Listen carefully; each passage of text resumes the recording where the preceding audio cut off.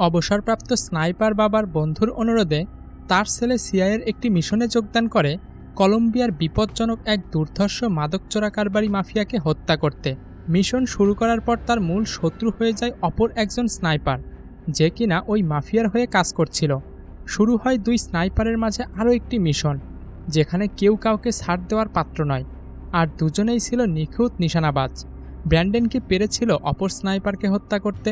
জানতে হলে দেখতে থাকুন আজকের মুভির এক্সপ্লেনেশন।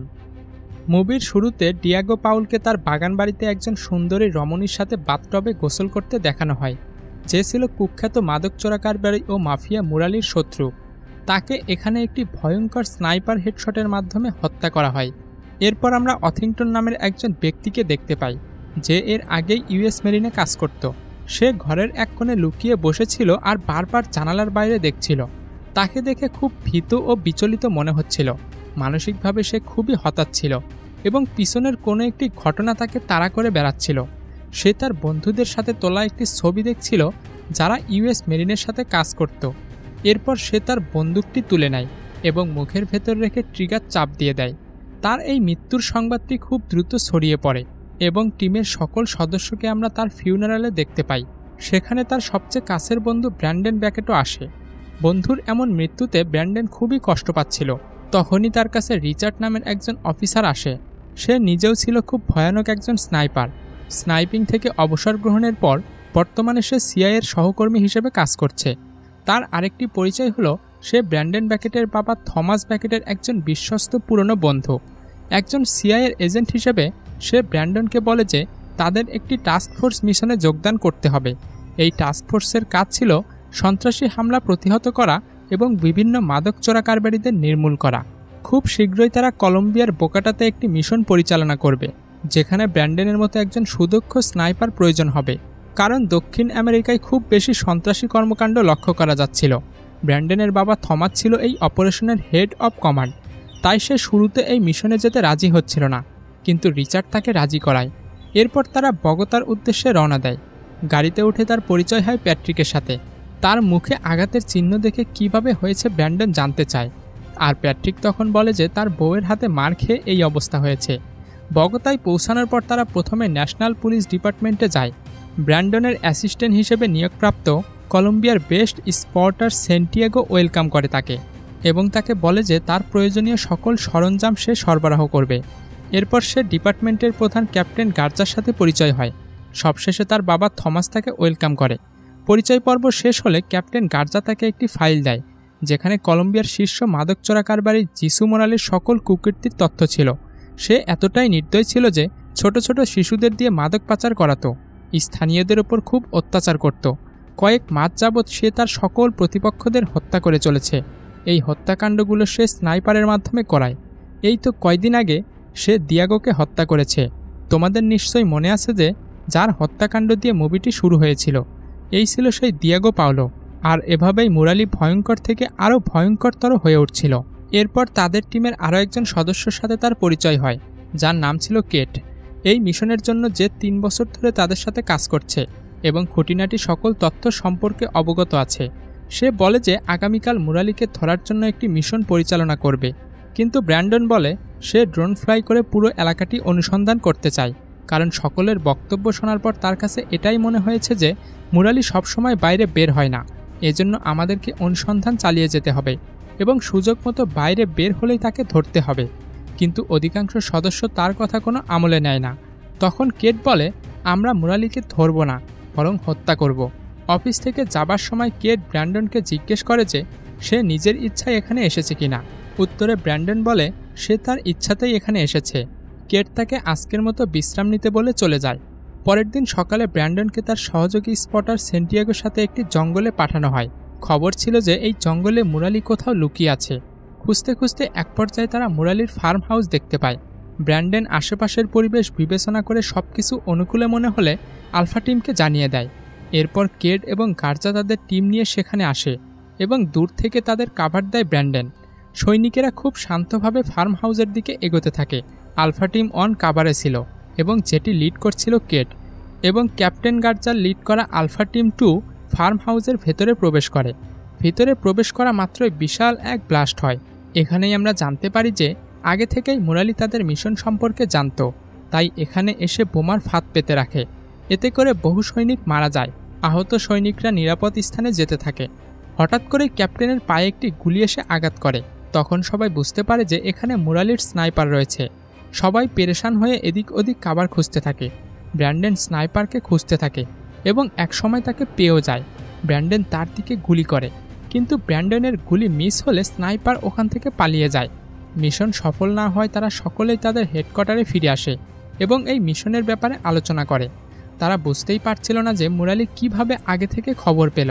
সবার বক্তব্য শুনে ব্র্যান্ডন বলে, আমাকে 48 ঘন্টা সময় দিন। তার বিশ্বাস এই সময়ের মধ্যে সে মুরালিকে ধরতে পারবে। এবার সবাই ব্র্যান্ডনের ওপর ভরসা করে। এরপর ব্র্যান্ডন DEA এর সেফ হাউসে পৌঁছায়। জায়গাটি তার কাছে অনিরাপদ মনে হচ্ছিল বলে তার সহযোগী সেন্টিয়াগোকে চারপাশ করা নজর রাখতে বলে। এদিকে স্নাইপার ডিয়াবলো তার গার্লফ্রেন্ডের সাথে ইন্টিমেট থাকা অবস্থায় মুরালি তাকে ফোন করে এবং ব্র্যান্ডনকে মারার জন্য সেফ হাউসের ঠিকানা দেয়।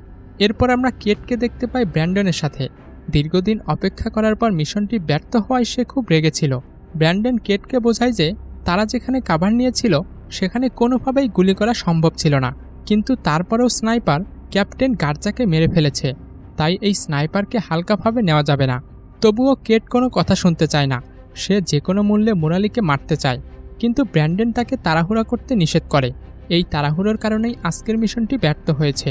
কেট তখন খুব কষ্ট পায় এবং তার ভুলের জন্য অনুশোচনা করে।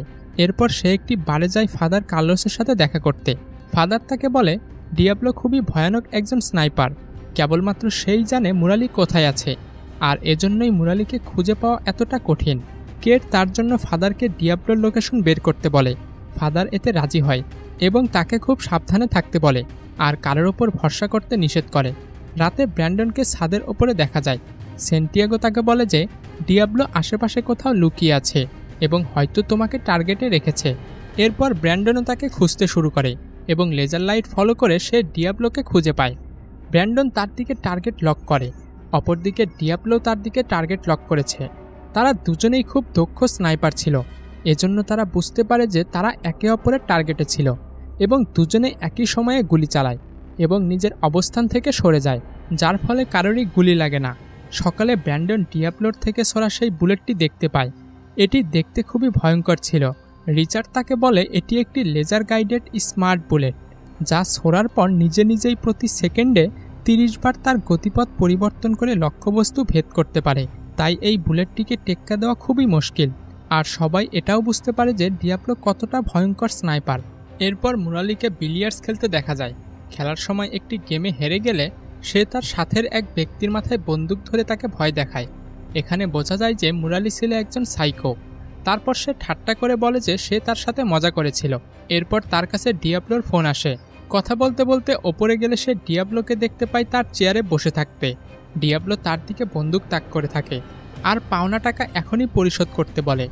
মুরালি তাকে বলে যে টাকা সে তখনই পাবে যখন সে ব্র্যান্ডনকে মারতে পারবে। এরপর আমরা ব্র্যান্ডন ও কেটকে দেখতে পাই তারা আরেকটি সেফ হাউসে যাচ্ছিল। পথে তারা ফাদার কার্লোসকে ফোন করে এবং ডিয়াবলোর গার্লফ্রেন্ড মারিয়ার সম্পর্কে জানতে চায়। হঠাৎ করে একটি ট্রাক তাদের গাড়িতে ধাক্কা দেয়, ফলে গাড়িটি উল্টে যায়। ট্রাক থেকে বেশ কয়েকজন সন্ত্রাসী এসে তাদের উপর আক্রমণ করে। ব্র্যান্ডন তাদের সঙ্গে লড়াই করে এবং সবাইকে মেরে ফেলে। কেড এখান থেকে দ্রুত মারিয়ার কাছে পৌঁছায়। এই এলাকাটি ডিয়াবলোর লোকদের নিয়ন্ত্রণে থাকায় খুবই বিপজ্জনক ছিল। মারিয়ার সাথে দেখা করতে গেলে কেটকে ডিয়াবলোর লোকেরা ধরে ফেলে এবং তাকে মারতে থাকে, কিন্তু সময় মতো সেখানে ব্র্যান্ডন চলে আসে। ব্র্যান্ডন মারিয়ার গলার লকেটে ডিয়াবলোর ছবি পায়। ব্র্যান্ডন হেডকোয়ার্টারে কল করে এবং ছবিটি পাঠায় বিস্তারিত তথ্য পাওয়ার জন্য। একই সাথে ব্র্যান্ডন এটাও জানায় যে তারা যেখানে যাচ্ছে সেখানেই তাদের ওপর হামলা হচ্ছে, তাই তারা মোটেও নিরাপদ নয়। এই জন্য এখন তারা ফোনে কোনো যোগাযোগ করবে না এবং তাদের লোকেশনও জানাবে না।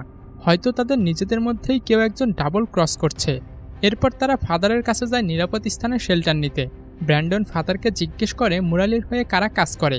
ফাদার তাকে বলে যে বড় বড় ব্যবসায়ী, মিনিস্টার সহ ছোট বড় সব গ্যাং তার হয়ে কাজ করে, এজন্য মুরালিকে ধরা খুবই কঠিন।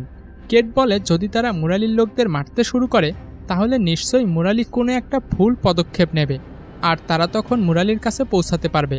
এরপর ব্র্যান্ডন মুরালির লোকদের মারতে শুরু করে। দ্রুত খবর ছড়িয়ে পড়ে যে মুরালির লোকেরা ব্র্যান্ডনের হাতে মারা যাচ্ছে। প্রচণ্ড রাগে একদিন রাতে মুরালি চলে যায় ডিয়াবলোর বাড়িতে।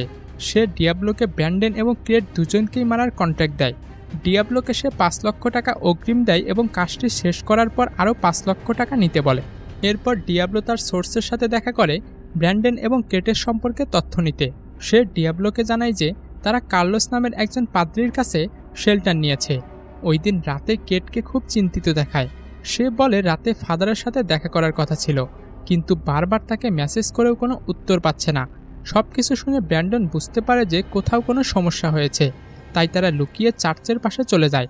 আশেপাশের পরিবেশ দেখে ব্র্যান্ডনের সন্দেহ হয় এবং তারা লুকিয়ে পিছনের দরজা দিয়ে ভেতরে প্রবেশ করে। ব্র্যান্ডন তার স্নাইপার রাইফেল বের করে পজিশন নিয়ে নেয় আর তীক্ষ্ণ দৃষ্টিতে ডিয়াবলোকে খুঁজতে থাকে। তখনই সে দেখতে পায় ফাদারকে গলায় দড়ি দিয়ে একটি গাছে ঝুলিয়ে রেখেছে। ডিয়াবলো এটি প্ল্যান করেছে যে যাতে তারা ফাদারকে বাঁচাতে এলে সে তাদেরকে মারতে পারে, কিন্তু কেট এই বিষয়টি বুঝতে পারে না। তাই সে ফাদারকে বাঁচাতে যেতে চায়, কিন্তু ব্র্যান্ডন তাকে যেতে দেয় না। সে তাকে বোঝানোর চেষ্টা করে যে ডিয়াবলো চায় যাতে আমরা বাইরে গিয়ে ফাদারকে বাঁচাই, এতে করে সে আমাদেরকে সহজেই মারতে পারবে। এটা বলে সে ফাদারের দড়িতে গুলি চালায়, কিন্তু শুধু অর্ধেক দড়ি কেটে যায়। দ্বিতীয় গুলি চালানোর সাথে সাথে ডিয়াবলো তার লোকেশন পেয়ে যায়। সে খেয়াল করে যে ফাদার তখনও বেঁচে আছে, তাই তাকে গুলি করে মেরে ফেলে।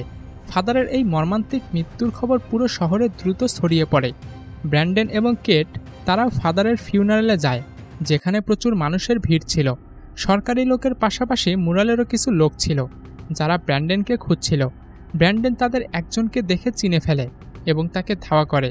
এক পর্যায়ে ব্র্যান্ডন তাকে ধরতে সক্ষম হয় এবং তাকে জিজ্ঞাসা করে মুরালি কোথায় আছে। ছেলেটি কাঁদতে কাঁদতে বলে যে মুরালি ধরা পড়ুক সেটা সেও চায়, কারণ মুরালি ফাদারকে মেরেছে। তবে সে যদি মুরালির সম্পর্কে সব কিছু বলে দেয় তাহলে তাকে ও তার পরিবারকে মুরালি মেরে ফেলবে। তখন ব্র্যান্ডন তাকে প্রোটেক্ট করার আশ্বাস দেয় এবং ছেলেটি মুরালির ঠিকানা দিয়ে দেয়। ঠিকানা পাওয়া মাত্রই পুলিশের একটি বিশেষ দল মুরালির আস্তানা ঘেরাও করে এবং তাকে গ্রেপ্তার করে। কিন্তু জন মুরালিকে এখানকার জেলখানায় রাখতে চায় না। সে মুরালিকে মিয়ামি ফেডারেল কোর্টে হাজির করতে চায়। জনের এই সিদ্ধান্তে ব্র্যান্ডন তাকে সন্দেহ করতে থাকে, তবে উপায় না থাকায় সেও রাজি হয়ে যায়। ব্র্যান্ডন বুঝতে পারে যে ডিয়াবলো মুরালিকে কোর্টে হাজির করার আগেই মেরে ফেলবে। এদিকে পরিচয় গোপন করে ডিয়াবলো মিয়ামিতে চলে আসে আর অস্ত্রপাতি এবং সরঞ্জাম নিয়ে কাজে লেগে পড়ে। অপরদিকে মুরালিকে ফ্লোরিডার একটি রিজার্ভ এয়ারবেজে আনা হয়। সেখানে রিচার্ড ব্র্যান্ডনের জন্য নেভি রিসার্চ ল্যাব থেকে কিছু স্মার্ট বুলেট নিয়ে আসে, যা লক করা টার্গেটের নিকট পৌঁছে ব্লাস্ট হয়ে যাবে। এখন ব্র্যান্ডনও সহজেই ডিয়াবলোকে টেক্কা দিতে পারবে। দেখতে দেখতে মুরালিকে কোর্টে হাজির করার সময় হয়ে আসে, তাই মুরালিকে বাইরে নিয়ে যাওয়ার জন্য কনভয় রেডি করা হয়। তারা জানতো তাদের ওপর ডিয়াবলো নজর রাখবে এবং মুরালির লোকেরা মুরালিকে ছাড়িয়ে নেওয়ার চেষ্টা করবে, তাই তারা একসাথে বেশ কয়েকটি গাড়ি বের করে প্রতিপক্ষের নজর এড়াতে থাকে। সব গাড়িতেই মুখোশ পরা একজন করে লোক রাখে, যাতে ডিয়াবলো কনফিউজড হয়ে যায়। এভাবে তারা পরিকল্পনা মাফিক সামনে এগোতে থাকে, কিন্তু হঠাৎ করেই মুরালির লোকেরা একটি ড্রাই ক্লিনার ভ্যানের পিছু নেয়। কিছুক্ষণের মধ্যেই ডিয়াবলো গাড়িটিকে লক্ষ্য করে স্নাইপার শট নেয়। সাথে সাথেই মুরালির লোকেরা গাড়িটিকে উদ্দেশ্য করে গোলাগুলি শুরু করে। এদিকে রিচার্ড তাদের সবাইকে একে একে স্নাইপার শট দিয়ে মেরে ফেলে। ব্র্যান্ডন তখনও ডিয়াবলোর লোকেশন খোঁজার চেষ্টা করছিল। তখনই ডিয়াবলো গাড়িতে আরও একটি গুলি করে আর ব্র্যান্ডন তার লোকেশন পেয়ে যায়। এরপর কেট ব্র্যান্ডনকে ডিয়াবলোর লোকেশন ডিস্টেন্স জানায়। ব্র্যান্ডন সাথে সাথেই ডিফেন্স লক করা স্মার্ট বুলেট দিয়ে শট নিয়ে ডিয়াবলোর মাথার খুলি উড়িয়ে দেয়। এরপর আমরা দেখতে পাই যেই ভ্যানটিতে গুলি করা হয়েছিল সেটি একটি রিমোট কন্ট্রোল ভ্যান ছিল এবং ভিতরে কেউই ছিল না। এটি এই কারণেই করা হয়েছিল যাতে তারা জানতে পারে যে তাদের মধ্যে কে ডাবল ক্রস করছে। এখন তারা জানতে পেরেছে যে জন তাদের সব কথা মুরালিকে জানাতো এবং মুরালি তাদের ওপর হামলা করত। তারা জনকে বলে মুরালিকে তারা অনেক আগেই ডিআইইতে পাঠিয়ে দিয়েছে। এত সব পরিকল্পনা কেবলমাত্র তাকে ধরার জন্য এবং ডিয়াবলোকে মারার জন্য করা হয়েছে। তখন জন তার দোষ ঢাকতে ঘুরিয়ে ফিরিয়ে বিভিন্ন কথা বলে, কিন্তু এসব কথায় কান না দিয়ে রিচার্ড তাকে গ্রেপ্তার করে। এরপর বাবা ছেলের কিছু ইমোশনাল সিন দেখিয়ে চমৎকার মুভিটি এখানেই শেষ হয়ে যায়। যদি আমাদের আজকের এক্সপ্লেনেশনটি আপনার ভালো লাগে তাহলে অবশ্যই আমাদের চ্যানেলটি সাবস্ক্রাইব করবেন। ধন্যবাদ।